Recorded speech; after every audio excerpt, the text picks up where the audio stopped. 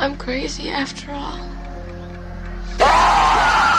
She's the scream queen who foiled Freddy. Among her most famous final girl counterparts of that era, Heather Langenkamp will always be my favorite last woman standing. But the female face of this franchise could have looked completely different. Hey friends, welcome to NostalgAK. In this video, we're looking back at the 4 famous actresses who have long been rumored to audition for the role of Nancy Thompson in Wes Craven's A Nightmare on Elm Street. Plus, we'll take a bit of a deep dive into Langenkamp's experience landing the role and why Wes wanted her. Sit back, relax, and just make sure not to fall asleep. Time warp, take us back to 1983.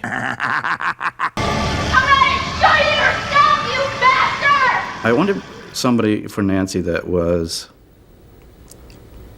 first of all, very non-Hollywood. I wanted somebody that I felt like really could live next door. Somebody you would trust and was non-glam and had a real head on her shoulders and had courage. In late 1983, this courageous and dedicated 19-year-old from Tulsa, Oklahoma, was living in LA trying to make it in Hollywood. Heather Langenkamp had been part of 2 Francis Ford Coppola projects up to this point, as an extra in The Outsiders and in Rumblefish, which included her first line in a film. Unfortunately, all of her scenes were cut from those 2 flicks. Her agent would call every week with potential auditions. A story by the master of horror, Wes Craven, was one of them. Langenkamp said the first piece of material she saw for Nightmare was a portion of the script from the Nancy, Tina, and Glenn sleepover scene. I just thought this was like a John Hughes fun movie about teenagers, Didn't really get the sense that it was going to be a horror movie until said they sent me the script much later, and I'm like, what is this? Like, people on the ceiling? Oh my gosh, getting blood coming out of a bed. I didn't really know what to expect. Called back for a second audition, she recalls a crowded casting office of young women. She would read her lines with Amanda Wyss, who played Tina. I read for Wes, and I remember during the reading,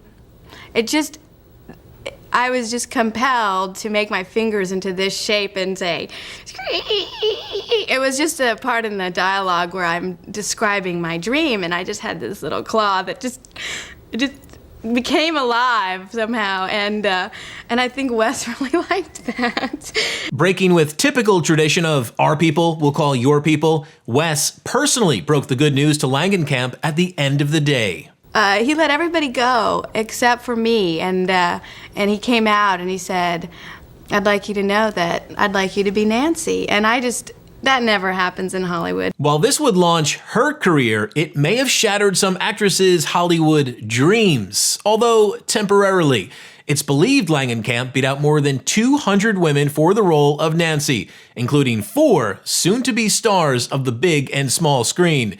Here are the 4 who, rumor has it, auditioned. 7, 7, 7, 7, 7. Before making it big on Friends, and let's not forget Masters of the Universe and a 1985 tampon commercial. Tampax can change the way you feel about that time. Courteney Cox was long rumored to have auditioned for the role of Nancy in A Nightmare on Elm Street. She was still looking to break into Hollywood at that time and would have to wait another year. Her fire officially sparking in 1984 with her appearance in Bruce Springsteen's Dancing in the Dark video. How come you never made a pass at me? Before St. Elmo's fire and One Crazy Summer, Demi Moore was doing daytime TV. Does that mean you're still suspicious of Van Gelder? One of General Hospital's most famous alumni, Moore played a significant role from 1982 to 1984.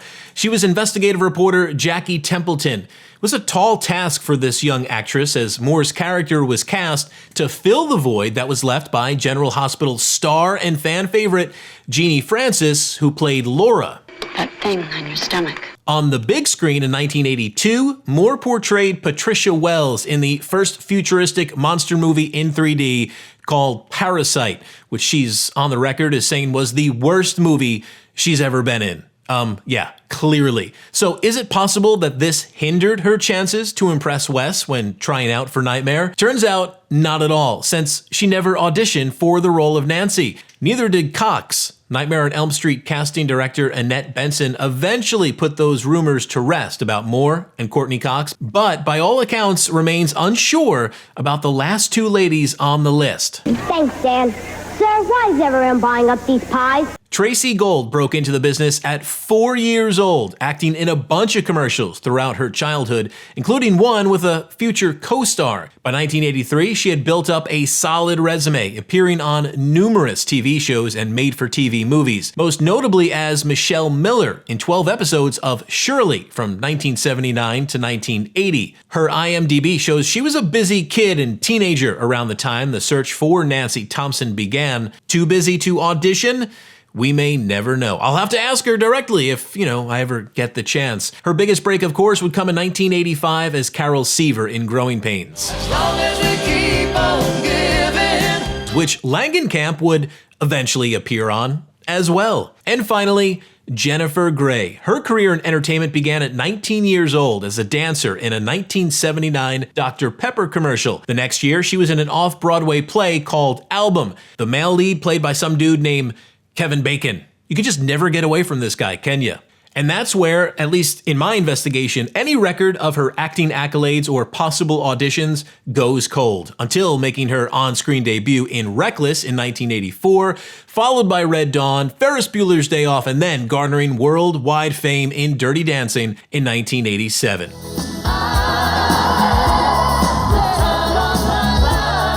Now, I think it goes without saying, while these are all big names in the business, Nightmare on Elm Street would not have been the same today without Langenkamp's iconic performance in arguably the greatest horror movie of the 1980s.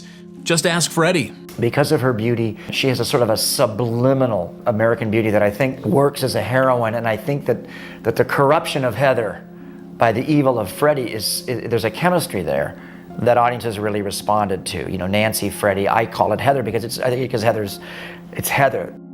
So let's say Heather didn't get the role. Of the 4 rumored to have tried out, which one do you think would have given us the best performance and gelled with Robert Englund like she did? My money is on Demi Moore. What do you think? Let me know in the comments. If you enjoyed this dreamy blast from the past, hit that like button and be sure to subscribe for more 80s and 90s nostalgia. If you want some more that'll scare you, I'm gonna recommend this one right here. I'm Jimmy Gaddis. Thank you so much for watching. Be sure to share this with your friends, and I'll see you next time.